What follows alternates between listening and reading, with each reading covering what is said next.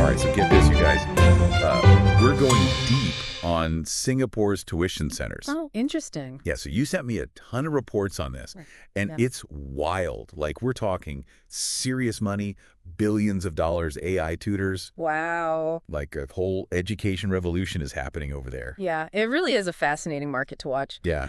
Maybe we should start with the obvious question. Okay.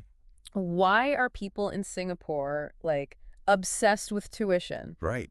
Exactly. It's like, I think it's a cultural phenomenon almost, right? Like all the reports say. it's deeply ingrained in their society, that's for sure. Yeah. I mean, think about it. The pressure to get good grades is huge. And these big exams, the PSLE, the O-levels, A-levels, those are like Yeah. life-changing. Right. For a lot of families, tuition isn't just about keeping up. It's about getting ahead, Yeah. getting into the best schools and all that. So it's not just like the stereotype of the tiger mom. It's like the whole system is kind of pushing for this academic intensity. Yeah, exactly. And the reports, they actually go into some of the cultural reasons for it, too. Oh, interesting. Like, there's this huge belief in meritocracy. Mm-hmm. It's this idea that if you work hard and you do well, that's the key to success, to moving up in society. Mm-hmm. Tuition is almost seen as a way to keep in the playing field, I see, yeah. to give kids an edge in this, like, really competitive environment. It's like an arms race, but for education. Kind of, yeah. But you mentioned earlier that it's not just about memorizing facts anymore. Right. The reports were saying there's like a huge technological shift happening in tuition. Oh, absolutely. This is where it gets really interesting. It is, yeah. So you've got these traditional players like the Learning Lab, Kumon. Right, like big names. Yeah, they're known for like their structured programs and experienced teachers, but now they're facing competition from these digital platforms. Yeah, like Genie Book. Genie Book, right? So it's like a battle of the titans, established giants versus the tech-savvy startups. Who's winning? Well, the reports actually have a SWOT analysis of this whole situation. SWOT analysis. Can you remind me what that means? Oh, sure, yeah. I forget these business terms sometimes. So basically, it's a way to look at the strengths, weaknesses, opportunities, and threats Okay, that these different tuition centers are facing, right? I see. So the traditional centers, their strengths are obviously their brand reputation. They've been around forever. Yeah, they've got that track record. Exactly. But their weakness is that they're not always as quick to adapt, Mm-hmm. especially when it comes to technology. So that's where the newcomers have an opening. Exactly. The digital platforms are really leveraging AI, gamification, personalized learning, all that stuff. I was reading about those pilot programs with the AI tutors. Pretty impressive results. Oh, yeah, some of those are incredible, especially with math, actually. Really? Yeah. Makes you wonder if AI could be the key to helping visual learners who struggle with traditional teaching, That's a great point, yeah. But I also wonder, is all this tech just a fancy way of repackaging rote learning? That's a really good question, and the reports do touch on that. Okay. Some studies suggest that while gamification can get kids more engaged and motivated, it might actually come at the expense of deeper critical thinking. Oh, interesting. So it seems like finding the right balance is key. Yeah. Can't just throw tech at the problem and expect it to solve everything. Right, right.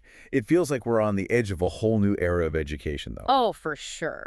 But let's not forget, this is a business. Right. How are these tuition centers making money in this new digital world? Well, they're having to get creative. We're seeing a shift away from just hourly rates to these tiered subscription models. Oh, like Netflix. Exactly. So Yeah. you pay a monthly fee and you get access to different features, content, all that. I read that some centers are even creating and selling their own digital content and assessment tools. They are, yeah. It's not just about teaching anymore. It's like they're building whole educational ecosystems. Exactly. It's a whole new game. And I saw some interesting stuff about B2B opportunities, too. Oh, yeah. Like tuition centers partnering with schools and companies Yeah. to provide like customized training programs. Yeah. And even offering things like micro-credentials. Wait, micro-credentials? Mhm. What are those? So basically, they're like mini qualifications that show you have specific skills or knowledge, Right. like, say, data analytics or digital marketing. Interesting. They're becoming more and more popular because employers want people with skills they can actually verify, So it's like proof that you actually know your stuff. Exactly, yeah. And some tuition centers are jumping on this, offering these micro-credential programs to give students an advantage in the job market. It's a smart move. Yeah, for sure. So they're really aligning themselves with the needs of the future workforce. Yeah, they're thinking ahead. But with all this innovation and disruption, There have to be some downsides, right? Of course. The reports must mention some of the challenges. Oh, definitely. Like, Well, one of the biggest ones is finding and keeping qualified teachers. you mentioned the teacher shortage earlier. Yeah, and it's a tough one. Why is that? Is it just the workload?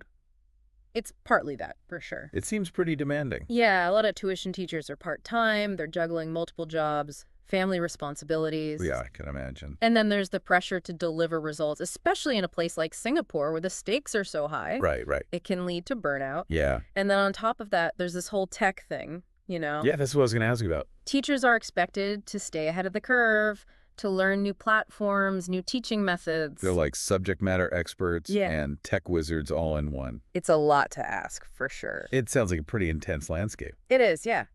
I'm curious to hear more about the human side of this story, though.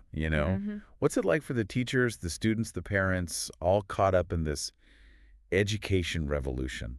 That's a great point, and that's exactly what we're going to dig into in part 2. Okay, sounds good. We'll get into those personal stories, see what it's really like on the ground. All right, looking forward to it. Yeah, it'll be interesting. So welcome back to our deep dive into Singapore's tuition scene. I'm still kind of wrapping my head around everything from part 1. Oh, yeah. Yeah, it's just like the scale of it all, Yeah. the money, the technology, it's mind-blowing. It's a fast-moving world, that's for sure. Yeah, and as we promised, let's get into the human stories. Okay, sounds good. Because it's easy to get caught up in all the big numbers and the tech. Right. But this is really about people, right? Absolutely. Real people trying to navigate this whole education pressure cooker. Yeah, it's intense. So let's start with the teachers. Okay. The reports paint a kind of complicated picture of their experiences. They do, yeah. You mentioned before there's a shortage of qualified teachers. Right. Why is that? Is it just the workload? Is it too demanding? That's definitely part of it, yeah. It seems pretty intense. It is. I mean, Yeah. a lot of these teachers are working part-time, they're juggling other jobs, family commitments, and then you add on the pressure to get results, especially in Singapore where, expectations are so high. Right. It's a recipe for burnout. Yeah, I can see that. And then on top of all that, you've got the technology piece. Oh, right, yeah. Like, teachers are expected to constantly be learning new things, new platforms, new teaching methods. They have to be subject matter experts and tech wizards all rolled into one. Pretty much, yeah. That's a lot to ask. It.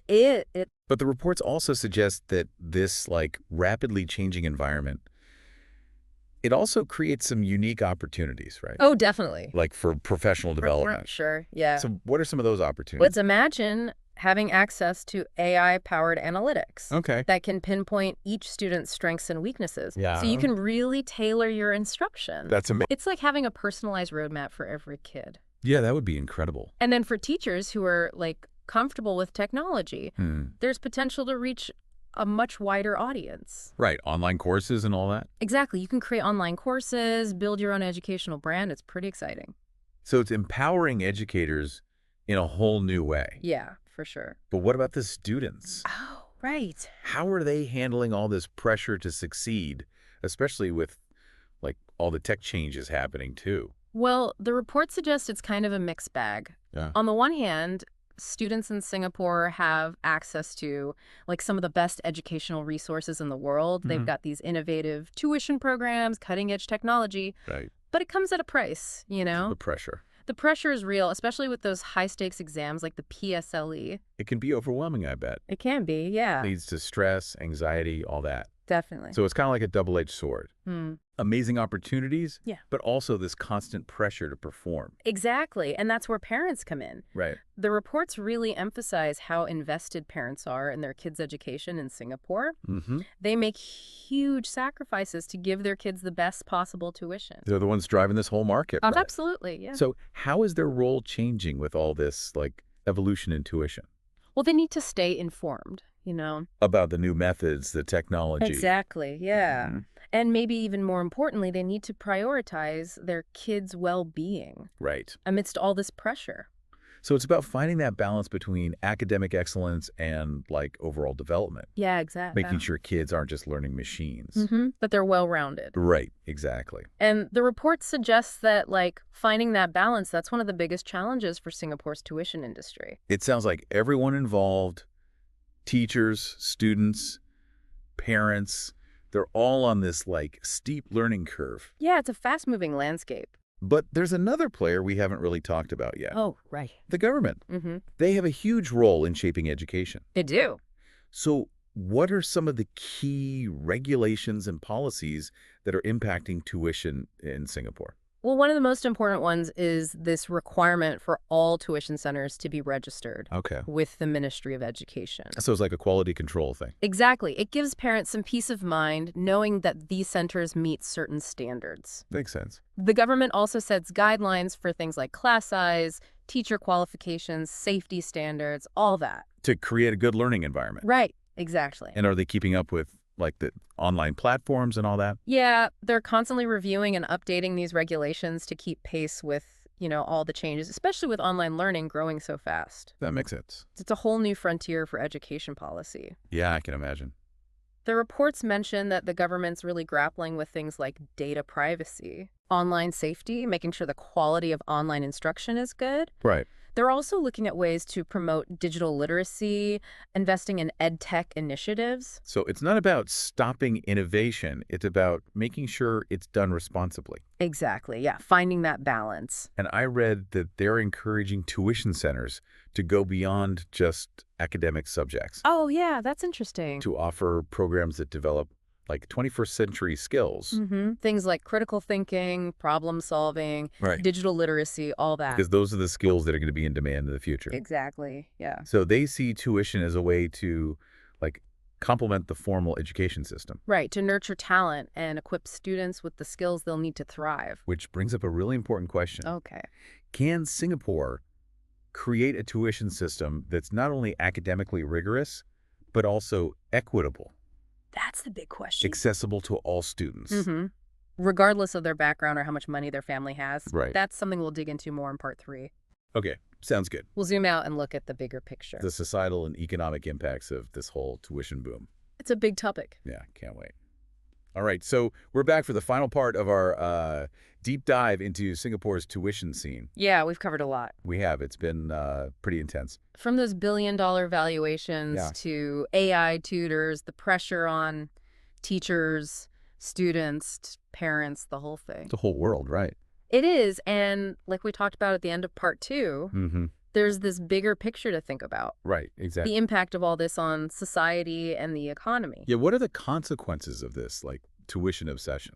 Well, I mean, on the one hand, it shows how dedicated Singapore is to education. It's like a sign of how much they value achievement, right? Exactly. And it's not just about, like, individual success. Okay. It's also a big part of why Singapore's economy is so strong, why they're so competitive globally. So it's like a win-win, right? Right. Everyone benefits. It seems that way, but the reports also point out some potential downsides. Oh, okay. Like what?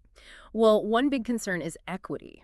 Mm-hmm. Tuition is getting more and more expensive. Yeah, that's what I was thinking. And that could make existing inequalities even worse. So, like, the kids whose families can afford it get even further ahead. Exactly. And the kids who can't fall further behind. And that could have consequences for, like, social mobility in the long run. Right, because if getting a good education depends more and more on how much money your family has, that goes against the whole idea of meritocracy that Singapore is built on. That's a good point, yeah. So are there any solutions being proposed to deal with this equity issue? The reports mention a few things. Okay. One is more financial assistance from the government, Okay. subsidies for low-income families to help them afford tuition. So kind of like leveling the playing field. Exactly, yeah. Another idea is to encourage more affordable options, Okay. maybe through community programs or online platforms. So a mix of government support and, like, market-based solutions. Right, yeah. But it's not just about the money, right? No, definitely not. We've talked about the stress and anxiety on students, but what about, like, the bigger picture? You mean for society as a whole? Yeah, exactly. Well, some experts worry that this focus on academic achievement could actually stifle creativity, Oh, interesting. make people less willing to take risks. So you end up with a bunch of high achievers who are afraid to fail. Yeah, or to think outside the box. Right. But others say, look, this pressure is just a reality of the world we live in. It's a competitive global economy. So you need those top grades to get ahead, but the pressure to get them can be harmful. It's a tough situation for sure. It is, yeah. The reports emphasize the need for more balance. Okay. valuing well-rounded development, not just exam results. So focusing on things like resilience, adaptability, Yeah. emotional intelligence, Exactly. not just like how well you do on a test, but that requires a real shift in mindset, It does, yeah. not just from students and parents, but from society as a whole. Absolutely. It's about redefining what success means. Yeah, it's more than just grades and rankings. Exactly. And ultimately, the real test of Singapore's education system, including tuition, is how happy and fulfilled its people are. That's a good point.